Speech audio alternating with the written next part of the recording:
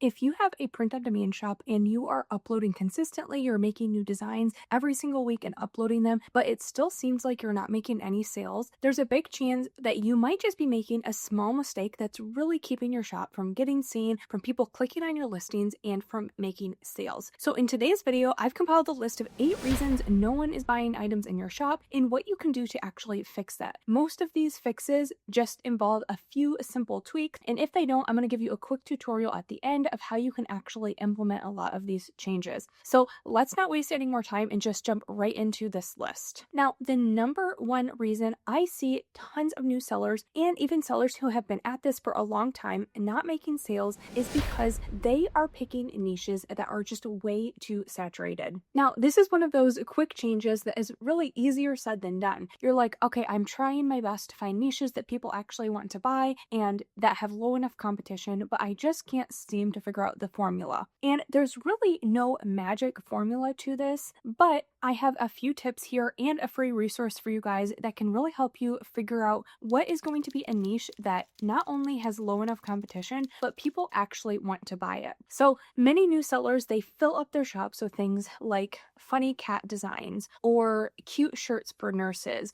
or fun Christmas items. And all of those are very, very popular niches. People who sell Christmas shirts or nurse shirts, they make so much money every single month. The problem is those niches nowadays are just way too saturated. But it doesn't mean you necessarily have to abandon those kinds of niches completely. You just need to figure out a new way to put a different spin on some of those very popular niches. So one thing that I teach all the time here on YouTube is to do something called cross-niching, which basically involves just taking two really popular niches and kind of marrying them together to make a niche that has less competition. So for example, that niche of nursing, there is so much money to be made in the nursing niche. I sell tons of designs for nurses, but the majority of those have some kind of other twist on them. So it's not just a generic like nurse shirt. It might be like the niches of a mom plus a nurse, or it might be like the Christmas niche that is so popular plus that nursing niche, or even something more specific like a pickleball playing nurse. So you can combine things like hobbies, you can combine people's pet types.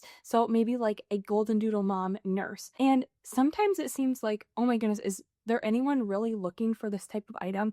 But you would be shocked, especially if you're picking two really popular categories. So like I said, golden doodle and nurses, there are so many people that want to wear stuff that shows off both of those things. Or if you know a nurse that loves their golden doodle, this is the perfect type of gift to give them. So print on demand has a huge edge over stores like Walmart and Target because we can target a much more specific demographic, which means that when someone finds our item that perfectly fits the person they're buying for or themselves, a lot of times they don't even really think about the price of the item. They can't really comparison shop because that might be the only item that really fits that niche that they are looking for. And since like Walmart and Target are trying to appeal to a huge audience, they have to take a much more broad approach. So to help you guys with this kind of cross-niching method, I have a free guidebook for you guys. I will link it down below. If you sign up with your email, you'll get that guidebook with over 40,000 different niche ideas in there. And I'm going to send you a free hour-long workshop that kind of takes you through exactly how to use this and how to take it from idea of the niche all the way to the finalized design and listing. But again, if you are just trying to target niches that are way too broad, way too saturated, that might be the biggest reason you're not getting sales. But let's move on to our next reason. The next reason I see new sellers sometimes not getting sales is, yes, they have a good niche, but maybe they have picked a product type that is way too saturated. So there are a couple ways that you can kind of niche down into a more targeted demographic. One is finding a really, really specific niche, but the other one is sometimes taking a little bit more of a broad category, but putting it on a more unique product type that is going to help you actually get seen. So if someone looked up like a nurse t-shirt, there are thousands and thousands of other results for that. But for example, if someone looked up a glass cup for nurses or a pickleball paddle set for nurses, there are going to be way less options for them. So one way you can also stand out in really saturated niches is picking a little bit more of a unique product type. And a lot of people don't even know that there are so many different print on demand products out there. It's not just like your standard apparel and mugs. And so I use Printify to sell all of my print on demand products. And one thing that I do really like about them is they have a huge catalog with over 800 different product types. So a lot of times, if I feel like I have a niche that I want to target, but I don't want to just go like the traditional route of either like a mug or a t-shirt, I'm going to look through their catalog, either their new products, some of their best sellers, and see if there's something else that I can do. So I have sold things like candles. I have sold pajama sets. I have sold things like gift wrap bags, ornaments. So there are tons of different product types that you can try if you feel like you have a really good niche that you want to sell in, but you're not getting the traction with just traditional t-shirts. I highly recommend trying it on a little bit more of a unique product type. So Printify, if you've never used them, they're totally free to use. They're the manufacturing partner that I link my Etsy store with, so I can sell all my items through them. I will have all their information down below if you want to make a free account to get started selling, or just browse through their whole catalog to get some really good ideas for products that you can try that have a lot less competition. Now, the next reason that people might not be buying your items is one of the biggest culprits I see for new sellers who are doing the right things, not getting sales still. So say you have the whole niche thing figured out, you have the design thing figured out, you're making great designs, but you're uploading them and still nobody is clicking on these items, they're not adding them to their cart. One of the biggest things you can do to really give yourself some edge is to change up the mock-up photos that you are using. Now, you do not have to do anything fancy with your mock-up photos, but if you are just using the auto-generated like Printify or Printful mockups that they just kind of throw in there with your listing, you're not doing yourself any favors. So first of all, anyone who uses those platforms is going to have the exact same mockups. So when someone looks to buy a shirt on Etsy, they might see like 50 of the same photo because everybody is using Printify as their manufacturing partner. But the next thing is they just really don't look like a real mockup of a real person wearing this item, at least in my opinion. So typically it's going to be like a white background. It's someone kind of just like standing there awkwardly wearing a t-shirt. So that's not doing you any favors. What I have found in my own experience and from doing a lot of research over different print on demand platforms is the mockups that make the most sales and actually get the most clicks are the ones that look like a real person is wearing them. So they're usually in some kind of like lifestyle environment. So either like a home, or if you're selling like a holiday item, they're going to have like a Christmas tree in the background and be wearing kind of a fun outfit. Usually you can like see their hair. So really you just want it to look like a real person. Now, mockups used to be one of the things that scared me about selling on Etsy.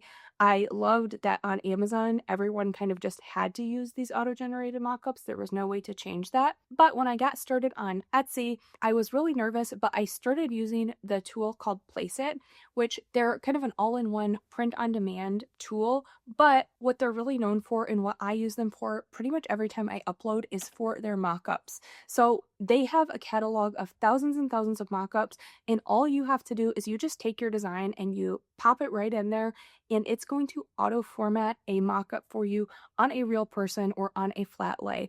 There's tons of different options to choose from, and it takes less than 5 minutes to make mockups. And the other thing that I really like is it is a subscription.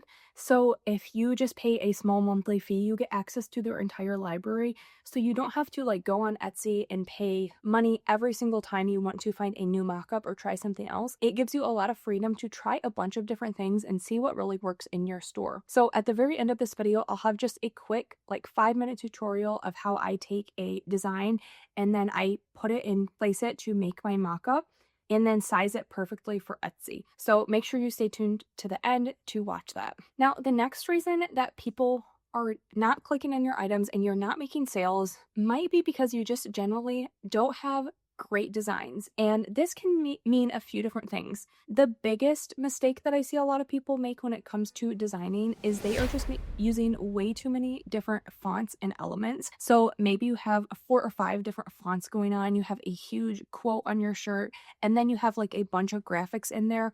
That just is way too complicated. It doesn't look balanced and really sellable to someone. But a lot of times you just have to spend a little bit of time working in the print on demand world and seeing what's out there to have a good feel of what people like. Now, don't let that scare you away from making designs because there are a lot of tools that you can use right out of the gate that help you figure out how to make a good design. So, one that I love is Kittl, and Kittl has a ton of different templates for things like t-shirts and sweatshirts. So, if you know what niche you're going to sell, you can just pick a really good template and then just change the text in there, and you have a design that's already perfectly formatted for a t-shirt ready to go, and you didn't have to build it all yourself. So this is really, really good, especially if you're a beginner or you just know yourself and you're not the best designer in the world. That doesn't mean you can't be successful in print on demand. I love graphic design. I've been doing print on demand for a long, long time, but I still love using templates because it does just save so much time. I can get way more designs out, and these templates are really, really good. So if you are not sure if your designs are good or not, I just highly recommend scrolling through some of the first pages of Etsy of like best sellers, items that they're promoting on the front page, seeing what types of styles are really doing well and kind of comparing them to what you have. If you saw those two items side by side, which one would you pick? And whatever you can do to start kind of mimicking that style that sells really well, the better. And you'll find you'll get a better feel of this as you go. But I just want to say that simple really does sell. If you just pick one font and have a couple lines of text, a lot of times my best selling shirts are as simple as that. So I have a video here that kind of talks about some really easy design styles. I will link that, and you can just get an idea of some designs you can make in under 5 minutes are going to be very sellable. You don't have to overcomplicate it. Now, another reason you might not be getting sales is one that you might have never thought about. And this is a mistake that I made a couple times towards the beginning of my print on demand journey. I hate to admit that, but that is in having some kind of misspelling in your design. So there was one shirt that I researched so much. I knew this was a very, very good selling niche. I came to it early, so there wasn't a lot of competition out there. And I made a design. I loved the design, but then down the road, I realized that one of the words in there was misspelled. So actually, funny enough, I did make a couple sales of this niche just because it was a really, really good one that a lot of people were looking for. So probably someone just like me didn't realize that it was misspelled and they bought it. But the problem with that is even if you make sales, you're probably going to get a lot of return requests because of the mistake.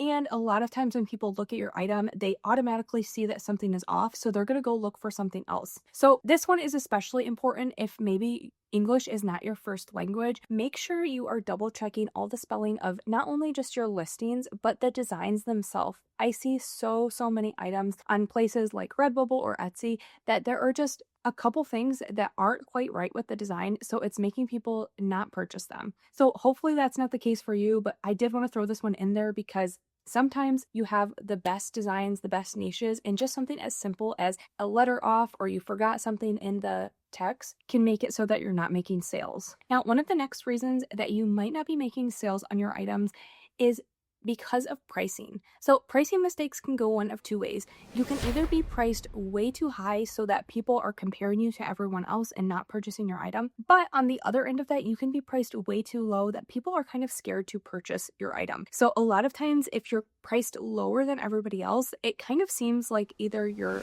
item is like cheaper than everything out there or people say you get what you pay for. So a lot of times I see that buyers are going kind of for that middle of the road option. So I highly suggest kind of taking inventory of the prices of kind of the top items in the niche that you're going to be selling in and trying to stay right around there. You don't want to be the highest priced, but you also do not want to be the lowest price out there. Now, another mistake that I see pretty often when people are making listings and designs is they make a design that looks really good and then they are clicking all of the different color options for t-shirts, not realizing that the text that they have in their design is not going to actually look good or even show up on some of the colors. So for example, if you have a design made with black text and then you put it on a navy shirt, yes, on the screen in your computer when you're designing it, you might be able to kind of see the difference.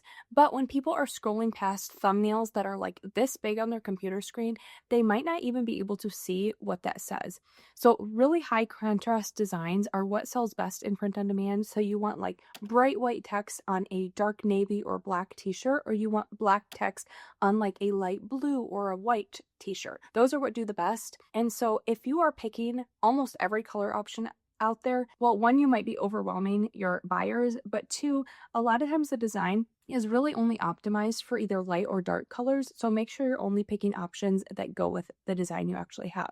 Then one of the next reasons I see so many people not getting sales on their items is because they are making their graphics way too small. Now, personally, when I am out shopping like at Target or Walmart, the items that I am drawn to have very small, kind of like dainty graphics. I love that look in person, but when people are shopping online, especially for print on demand items, those just do not translate the same way over the screen. So if you're making designs that just take up like a little bit of the shirt, that is probably not going to draw people in, get them to click. So the design sizes that do really, really well in print on demand take up the full print area. Now, you might not love how this looks in person, but I promise you that the bigger and bolder you can make your designs, the better they are going to sell in print on demand. Now, like I promised, I am going to give you guys a quick couple minute tutorial of how you can take a design that you have and really quickly upload it to Placeit to make a mock-up that's perfect for your platform. All right, so I am over on my Placeit account. I'll have all their information linked down below. But what I like to do is I typically am just going to look up in their mockups whatever I am sewing. So for right now, if I wanted to do a t-shirt, I'm just going to look up shirt, and then I'm going to have a woman wearing it. So I just looked up shirt, and then I'm going to put for gender woman. That's who I want to sell to. And then they have all sorts of lifestyle mockups. So right off the bat, you see that it's like the full picture of the person. And that's not typically how I like to leave my mockups. I feel like the face can sometimes be distracting. But all I would do to make this like a perfect mockup for Etsy is I'm going to click on the photo that I like. I'm going to push edit, and then I'm going to click over here to the left-hand side where it says design. And then I just uploaded my design here, and all I'm going to do is look at this preview and kind of align that with how it looks and just push crop. And then that is looking really, really cute. If I want, I can change the shirt color. So I am selling this on kind of a sand color. So I'm going to switch it to that. And then I'm just going to click download. But it's not quite ready for Etsy yet. We're going to have to actually crop it to the correct size. So we're going to go and click this crop button here. And then the size that we are going to put for Etsy is 2700 by 2025.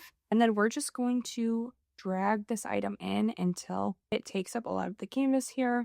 All right, that looks really good. I'm going to go ahead and download that. And then it's ready to use on our Etsy platform as the thumbnail. And that's going to give us a way better chance to stand out than just the generic mock-up that comes with like Printify or Printful. Kind of more out-of-the-box products that you can try. Like I talked about towards the beginning of this video, you can watch this next. Thanks so much for watching, and I'll see you in my next video.